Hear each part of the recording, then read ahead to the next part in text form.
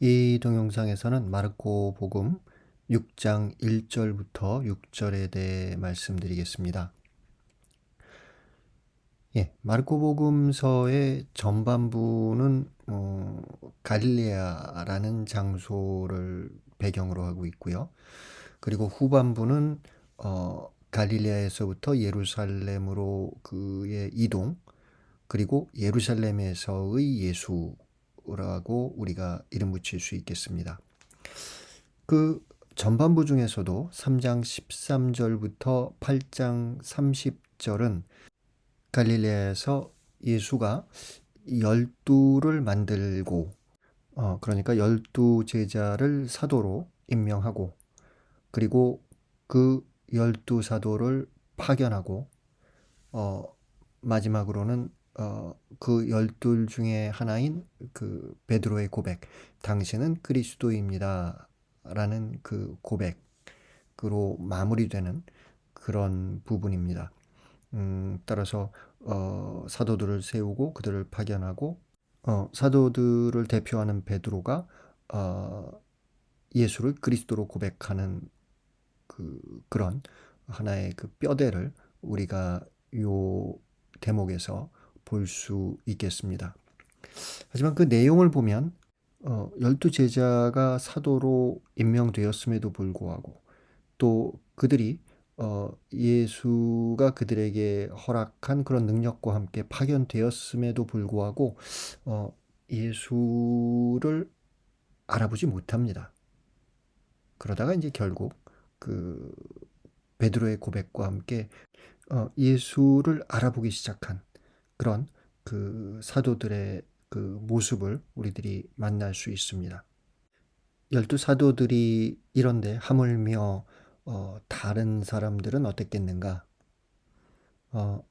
예수의 가르침, 치유, 구마, 오병이어의 기적에도 불구하고 바람을 꾸짖고 무리를 걷는 모습을 보여도 제자들은 아직 예수를 알아보지 못하고, 유다인들은 표징을 요구하며 예수와 논쟁하려 합니다. 그 모든 예수에 대한 그런 몰이해, 영어로는 non-understanding이라고 우리가 부를 수 있겠죠. 그런 예수에 대한 몰이해의 그런 그 어둠이 거쳐지는 그런 고백이 바로 베드로의 고백이지요. 당신은 그리스도입니다. 그리고 그 고백을 들은 예수는 이제 제자들과 함께 예루살렘으로 향합니다. 오늘 우리가 다루는 6장 1절부터 6절의 텍스트는 열두를 만들고 그 열두를 파견하는 그 내용, 그 사이에 끼어 있는 그와 같은 내용입니다. 열두를 파견하는 내용의 바로 앞선 내용이라고 볼 수 있겠습니다. 텍스트를 함께 읽어보겠습니다. 예수님께서 그곳을 떠나 고향으로 가셨는데 제자들도 그분을 따라갔다. 안식일이 되자 예수님께서는 회당에서 가르치기 시작하셨다. 많은 이가 듣고는 놀라서 이렇게 말하였다. 저 사람이 어디서 저 모든 것을 얻었을까? 저런 지혜를 어디서 받았을까? 그의 손에서 저런 기적들이 일어나다니. 저 사람은 목수로서 마리아의 아들이며 야고보, 요세, 유다, 시몬과 형제간이 아닌가? 그의 누이들도 우리와 함께 여기에 살고 있지 않는가? 그러면서 그들은 그분을 못마땅하게 여겼다. 먼저 예수님께서 그곳을 떠나, 마르코 복음서 5장에서 예수는 호수 건너편 게라사인들의 지방으로 가서 거기에서 군대라고 불리는 더러운 영을 쫓아내지요. 그리고 다시 건너편으로 와, 그러니까 여기서는 갈릴레아 지역으로 다시 돌아온 것이겠지요. 그 갈릴레아 지역에서 야이로라는 이름의 회당장의 딸과 그리고 하혈하는 여인을 치유하는 내용입니다.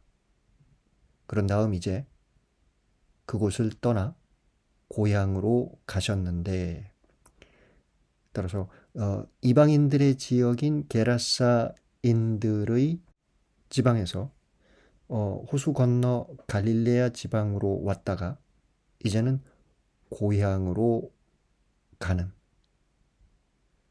예수의 고향은 뭐 마르코복음서 내에서도 예수를 부를 때 나자렛 사람, 그리스어로는 나자레노스라고 부릅니다. 따라서 나자렛으로 가셨다라고 우리가 알아들을 수 있겠죠. 그리고 제자들도 그분을 따라갔다. 안식일이 되자 예수님께서는 회당에서 가르치기 시작하셨다. 유다 전통에서는 안식일 제의가 있죠. 그리고 그 안식일 제의에서는 우리가 알고 있는 토라와 예언서가 독서가 됩니다. 그리고 랍비들이 그 토라와 예언서의 내용에 관해서 해설을 하게 해주죠. 마치 천주교회의 미사에서 사제가 강론을 하는 것과 비슷합니다. 예수께서는 그렇게 스승의 모습으로 회당에서 그날 전례에 사용된 텍스트에 관해서 가르치기 시작하셨을 것입니다. 그러자 많은 이가 듣고 놀라서, 여기서 이 놀람을 우리가 좀 기억할 필요가 있겠습니다. 많은 이가 듣고는 놀라서 이렇게 말하였다. 저 사람이 어디서 저 모든 것을 얻었을까? 4장 41절에서 예수가 바람을 꾸짖고 호수에게 잠잠해지라고 명령하자 그렇게 되지요. 거기에 대해서 사람들은 다음과 같은 그 놀라움을 드러냅니다. 4장 41절 도대체 이분이 누구시기에 바람과 호수까지 복종하는가? 따라서 4장 41절과 6장 2절은 그런 면에서 서로 연결되어 있다고 볼 수 있겠습니다. 저 사람이 어디서 저 모든 것을 얻었을까? 라는 그런 수사적 질문과 함께 저 모든 것이 이제 두 가지로 나뉘죠. 저런 지혜를 어디서 받았을까? 그의 손에서 저런 기적들이 일어나다니. 지혜와 기적의 문제인데, 지혜, 그리스 말로는 소피아라고 하는데요. 지식이라고 번역할 수도 있겠습니다. 이것은 예수의 가르침과 관련이 되겠습니다. 그리고 기적, 그리스 말로는 디나미스라고 하는데요. 힘 또는 능력이라고 번역할 수도 있겠습니다. 이것은 예수의 구마와 치유에 대한 내용이라고 볼 수 있겠습니다. 그런데 6장 3절에서 사람들의 놀라움이 긍정적인 놀라움이 아닌 방향으로 가닥을 잡습니다. 저 사람은 목수로서 마리아의 아들이며 야고보, 요세, 유다, 시몬과 형제간이 아닌가. 여기서 이상하게도 요셉은 언급되지 않죠. 마리아의 아들이며, 그리고 야고보, 요세, 유다, 시몬과 같은 예수의 형제들의 이름이 나열됩니다. 뒤따르는 문장도 같은 맥락의 내용이죠. 그의 누이들도 우리와 함께 여기에 살고 있지 않는가.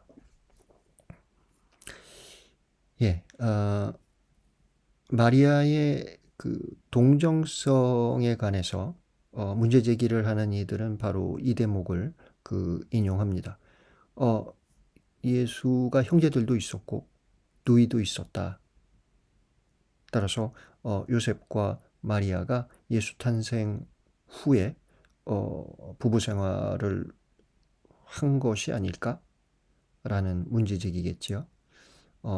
반대로 그런 문제제기에 반박하는 사람들은 유다의 그 관습에서 형제, 자매 또는 누이라고 이야기했을 때 그것은 우리가 생각하는 친형제, 친자매가 아니더라도 그런 형제와 그 자매 내지는 누이라는 개념이 폭넓게 사용되었다라는 점을 지적합니다.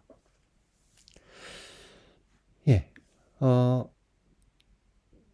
야고보, 요새, 유다, 시몬 중에서 야고보는 사도행전과 바오로서가 안에서도 언급되는 인물일 것입니다. 갈라티아서 1장 18절을 보면 바오로가 다마스커스에서 회심한 뒤 예루살렘으로 와서 케파와 야고보를 만나는 그런 내용을 전해줍니다. 갈라티아서 1장 18절. 그러고 나서 3년 뒤에 자신이 회심한 지 3년이 지난 뒤에 나는 케파를 만나려고 예루살렘에 올라가 보름 동안 그와 함께 지냈습니다. 그러나 다른 사도는 아무도 만나보지 않았습니다. 주님의 형제 야고보만 보았을 뿐입니다. 예, 여기서 주님의 형제 야고보라는 인물이 언급되지요. 그리고 갈라티아서 2장 9절.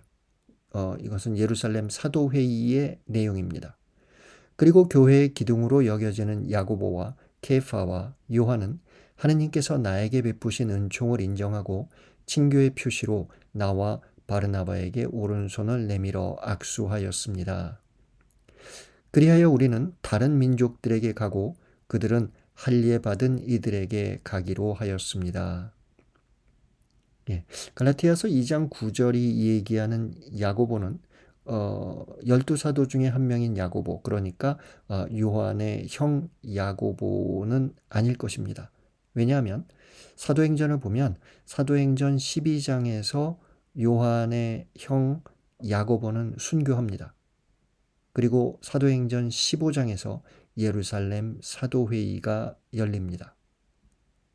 그러니까 갈라티아서 2장 9절에서 이야기하는 야고보는 갈라티아서 1장 19절에서 언급된 주님의 형제 야고보일 것이고, 사도행전의 다른 내용들을 살펴보면 그 야고보는 예루살렘 공동체를 이끄는 역할을 했던 것으로 보입니다.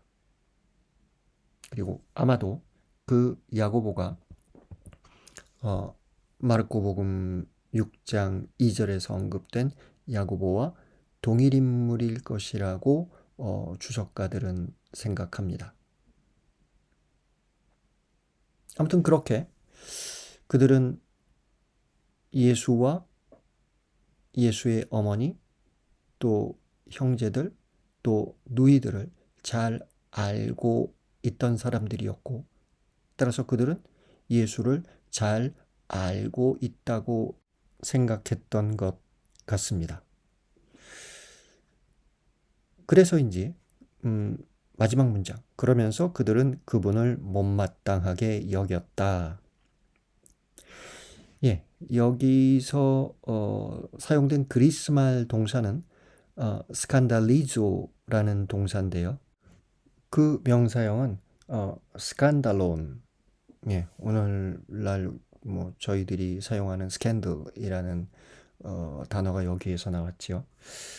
스칸달론이라는 것은 트랩, 그러니까 그 덫이라는 의미를 갖고 있습니다. 예, 무엇인가를 잡기 위해서 덫을 놓는 거죠. 누군가를 유혹해서 그를 붙잡는 겁니다. 그래서 누군가를 죄에 빠지도록 하는 그런 유혹의 행위, 그것도 스칸달론이라고 불립니다. 따라서 여기서 그들은 그분을 못마땅하게 여겼다라는 건데, 그 기저에 있는 의미는 뭐냐면, 그런 예수의 그 가르침을 따르고 예수의 그런 능력들을 그 표징으로 믿고 따른다면 우리들은 죄를 짓게 될 거야. 즉 그것을 통해서 우리들은 하느님으로부터 멀어질 거야 라는 생각에 그들은 예수를 못마땅하게 여겼고, 한 발자국 더 나아간다면 화를 냈다라는 의미로 이 문장을 알아들을 수 있겠습니다. 예, 따라서 많은 이가 예수의 가르침을 회당에서 듣고 놀랐는데, 그 놀라움의 마지막은 부정적으로 귀결되는 것입니다.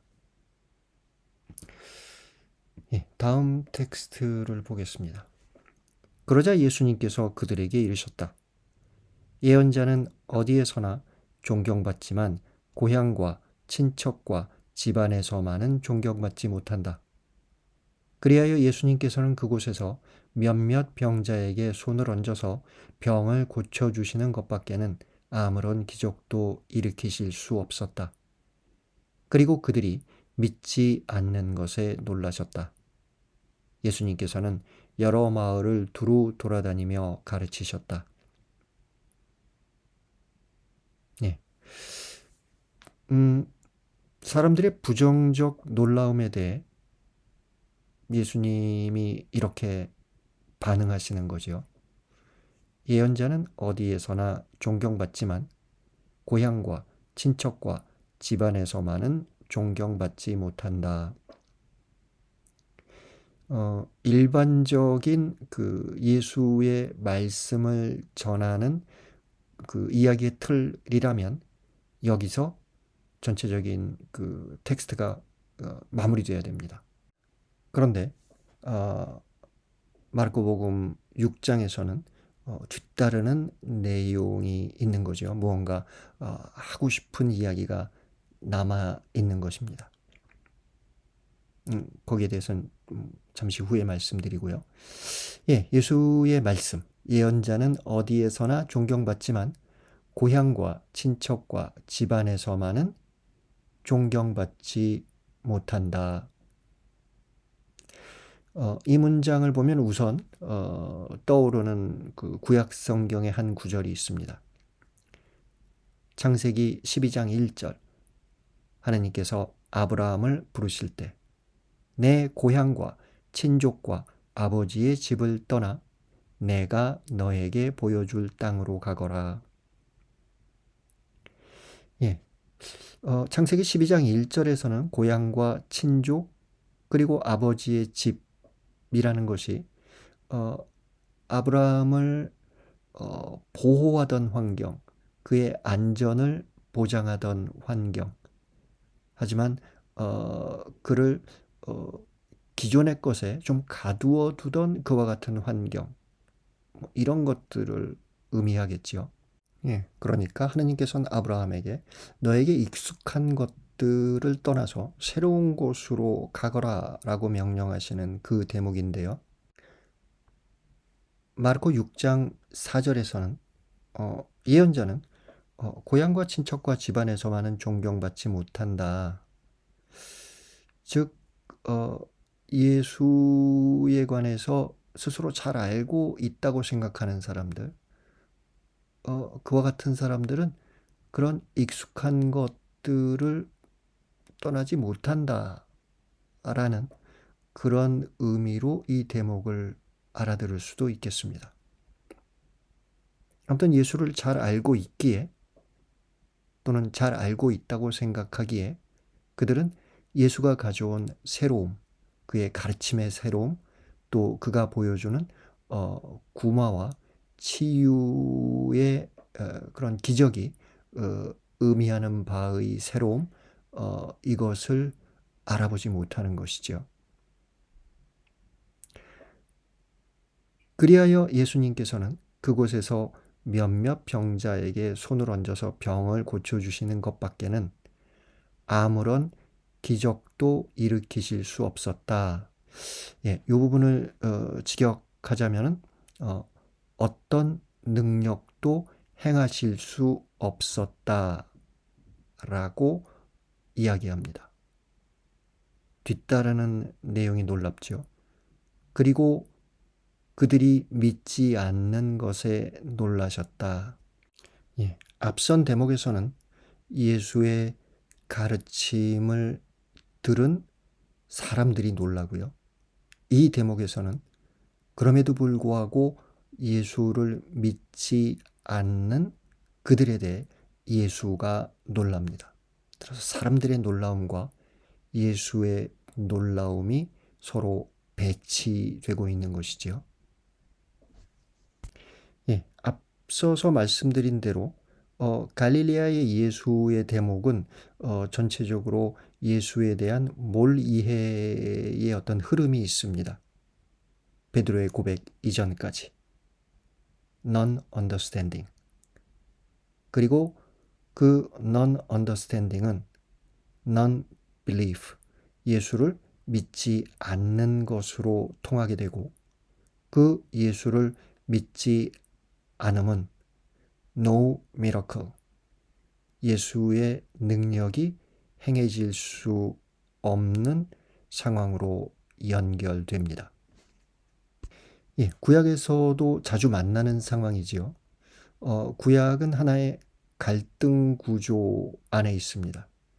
세상을 창조하신 하느님께서 이스라엘을 통하여 세상을 구원하시려는 그런 하느님의 구원 의지와, 때로 하느님을 향하지만 때로 하느님으로부터 멀어져가는 인간의 자유의지, 즉 신적 구원 의지와 인간적 자유의지의 갈등 구조가 구약의 기저에 자리 잡고 있습니다.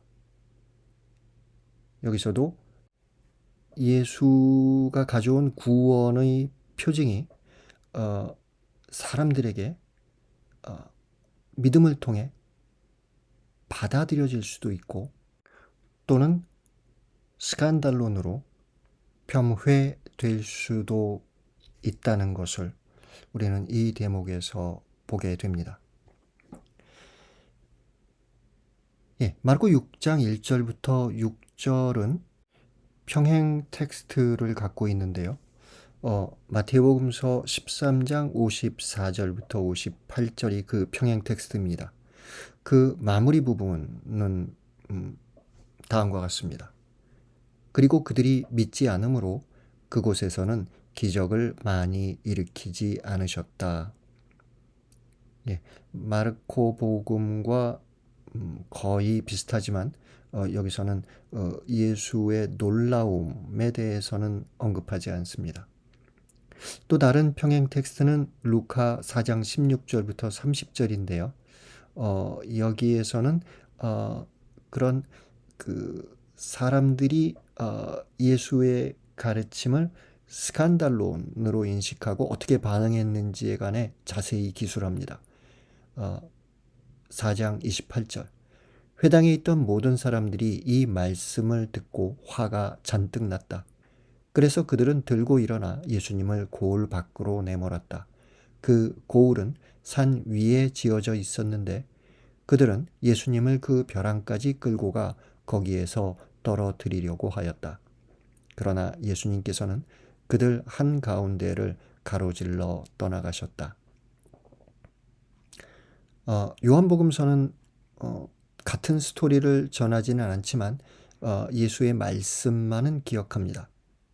요한 4장 44절, 예수님께서는 친히 예언자는 자기 고향에서 존경을 받지 못한다고 증언하신 적이 있다.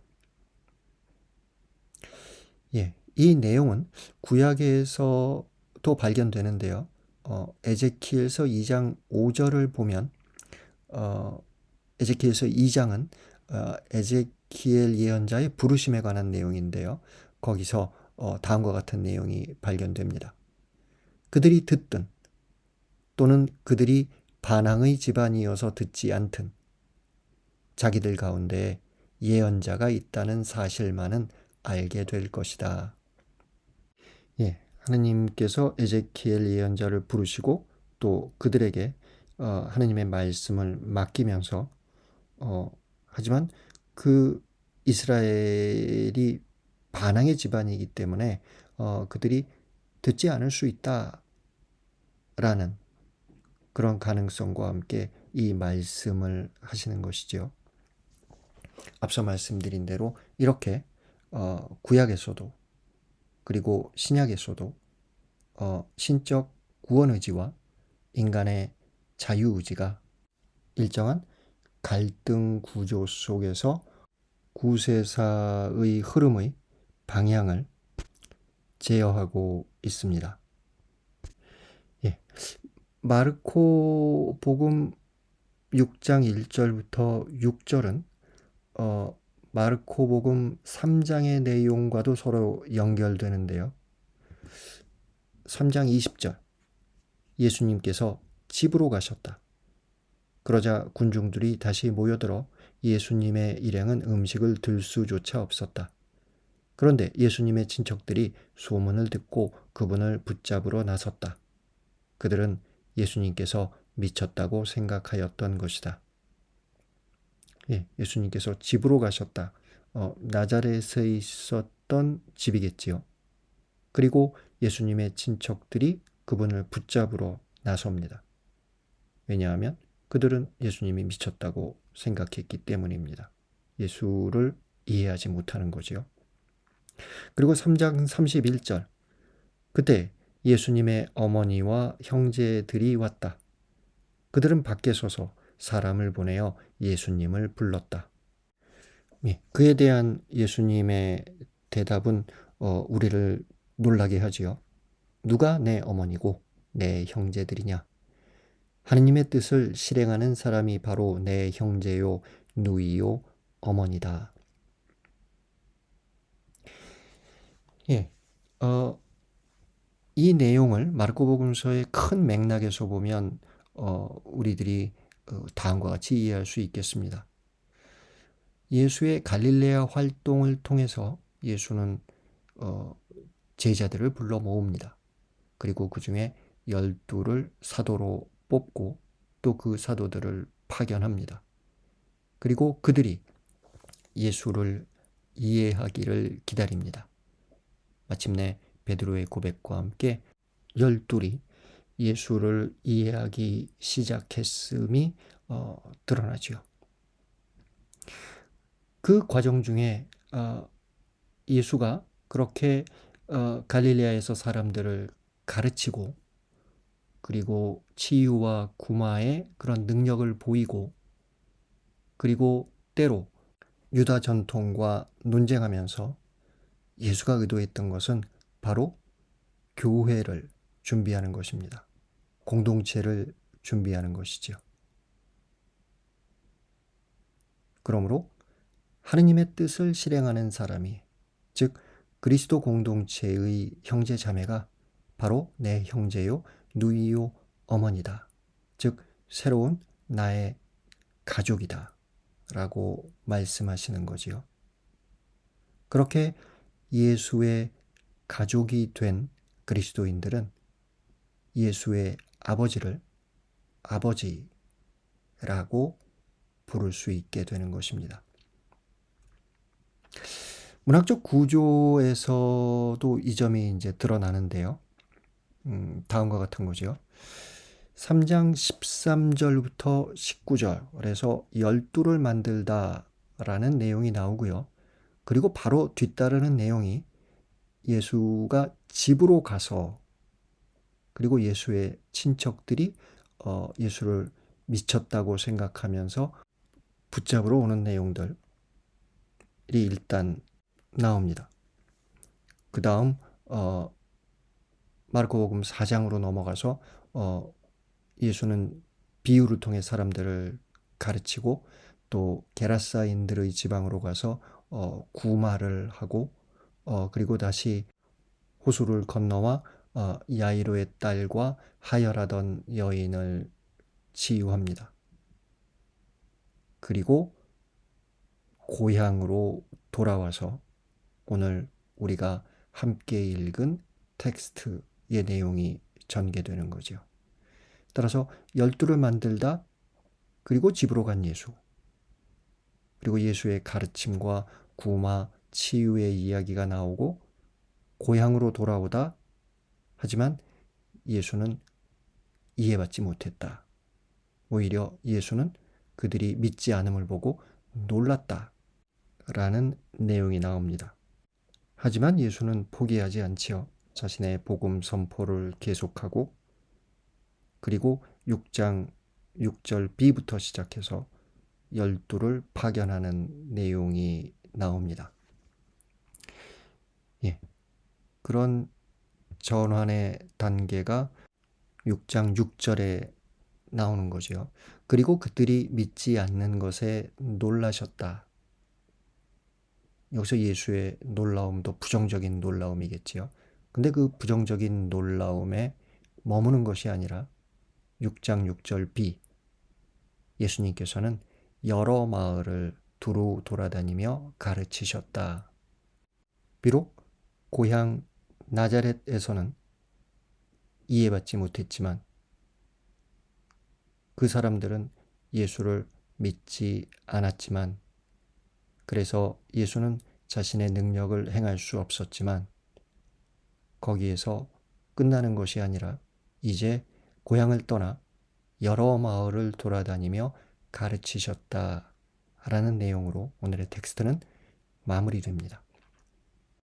예, 이와 같은 경향은 사실상 전체적인 교회의 형성에 있어서도 같은 단계를 밟게 되는데요.